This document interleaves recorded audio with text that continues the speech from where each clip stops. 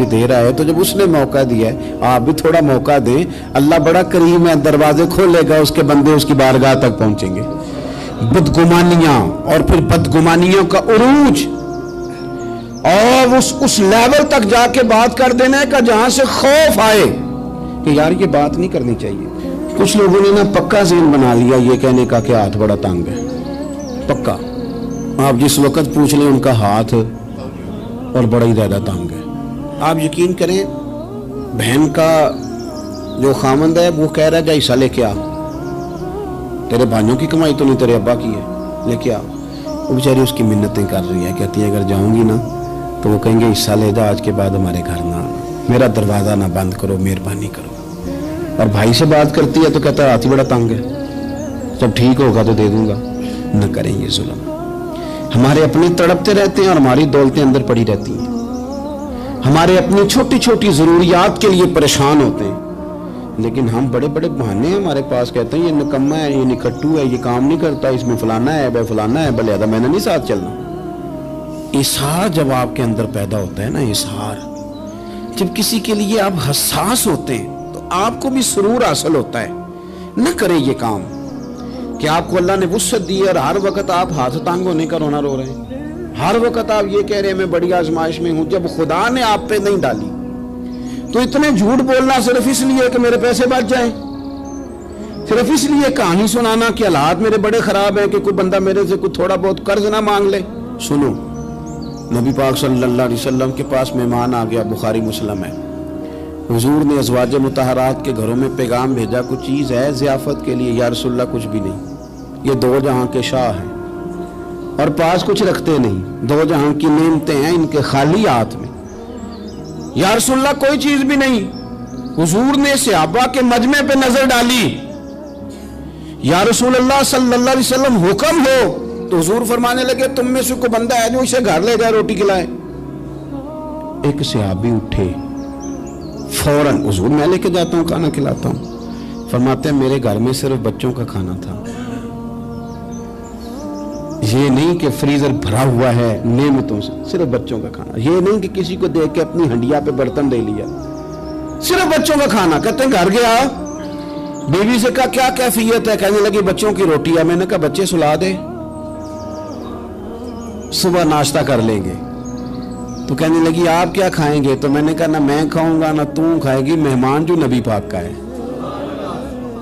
कहा अच्छा, अब जरा तजवीज देखो मियाँ बीवी की सूझी आपस में। कहते हैं खाना लगा देना, क्योंकि एक आध बंदे का खाना है। अपनी गुर्बतों का हर जगह इजहार करना, रोना रोना, ये देखो गुर्बत कैसे छुपाई जा रही। उसको कहा नहीं कि चल तू थोड़ा रहम खा, तू आया है तू थोड़ा रहम खा, ये नहीं कहा उठ के ना तू खाना रखना और उठ के ना चिराग ठीक करने के बहाने बुझा देना। हम दुनिया वालों के सामने क्यों अपने दुख बयान करेंगे? हम जो कहेंगे रब रसूल की बारगाह में कहेंगे। तू ना चिराग ठीक करने के बहाने, अहलिया उठी खाना देने के बाद चिराग ठीक करने के बहाने बुझा दिया। खामद भी हाथ चलाते रहे, बीवी कभी बर्तन रखती कभी उठाती, पता चले कि खाना खा रहे हैं, खाना खाया जा रहा है। कहते हैं मेहमान पेट भर के खाना खा गया। ये काम हुआ रात के अंधेरे में, उस वक्त हुआ जब चिराग भी बंद था, उस वक्त हुआ जब कोई देखने वाला नहीं था, किसी पड़ोसी को भी खबर नहीं थी। फरमाते हैं सुबह के उजाले में उस मेहमान को लेके मस्जिद नबी मैंने कदम रखा तो नबी करीम ने फरमाया रात जो तुमने काम किया है ना, उसे देख के मेरा रब बड़ा मुस्कुराया है, अल्लाह बड़ा मुस्कुराया है। अल्लाह तरदामनी पे शेख हमारी ना जाइए, हम दामन न छोड़ दें तो फरिश्ते वुजू करें। ये शान है सहाबा की।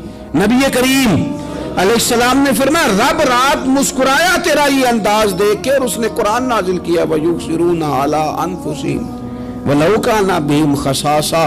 कुछ लोग वो हैं जिन्हें बड़ी भी जरूरत हो तो दूसरों पर इसार कर देते हैं, कुर्बानी दे देते हैं। रब मुस्कुराया है, अंदर पैसे रखे हुए हैं, अंदर पैसे रखे हुए हैं। और बहन आके मिन्नत कर रही है कि भाई हालात बड़े खराब हैं, थोड़ी सी मेहरबानी कर। तो कहते हैं बहन पर्दा ही है बस, कैसे बताऊं तुझे हालात, तुझे क्या बताऊं, काम कितनी मुश्किल से चलता है, ये पर्दा ही है बस।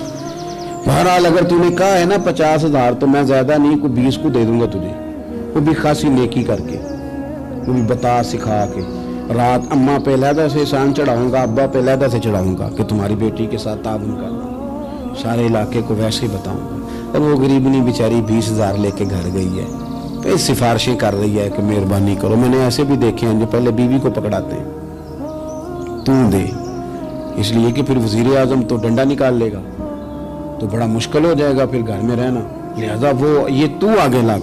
یہ کیا لہجہ ہے آپ کا؟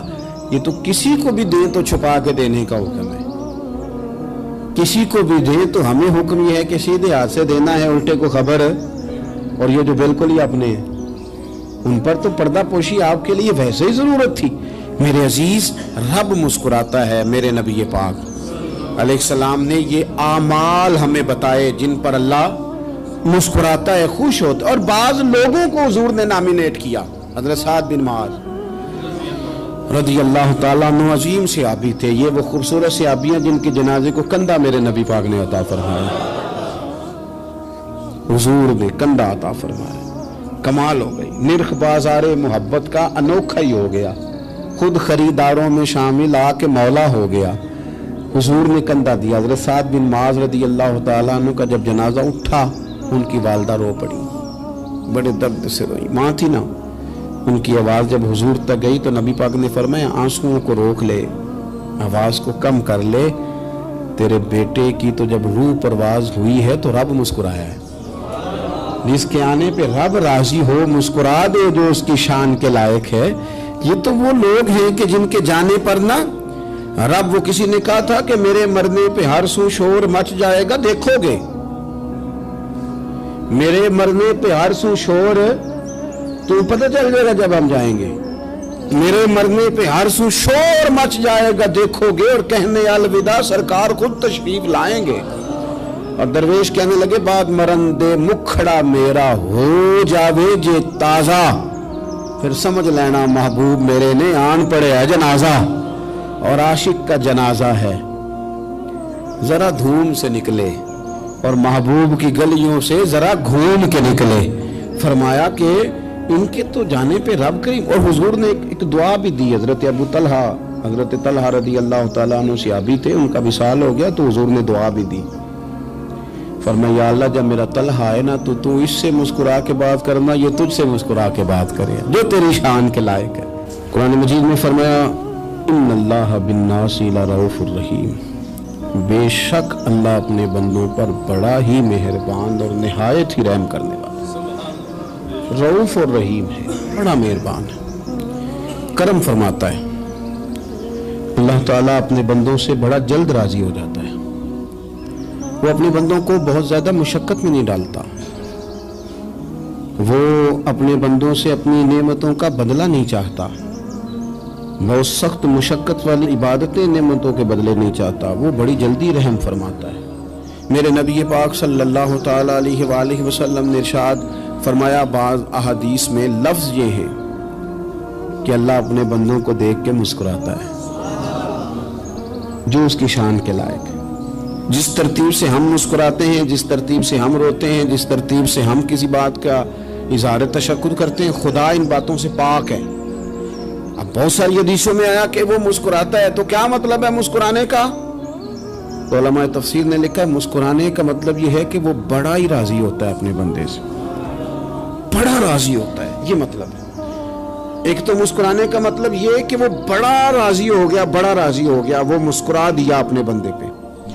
اور ایک اس کا معنی خود نبی پاک صلی اللہ تعالیٰ علیہ وسلم نے بیان فرمایا. مسند امام احمد بن حنبل میں حدیث ہے, حضور سید عالم علیہ السلام سے صحابہ نے پوچھا یا رسول اللہ شہید تو بڑے لوگ ہوتے ہیں, شہیدوں میں افضل کون ہے؟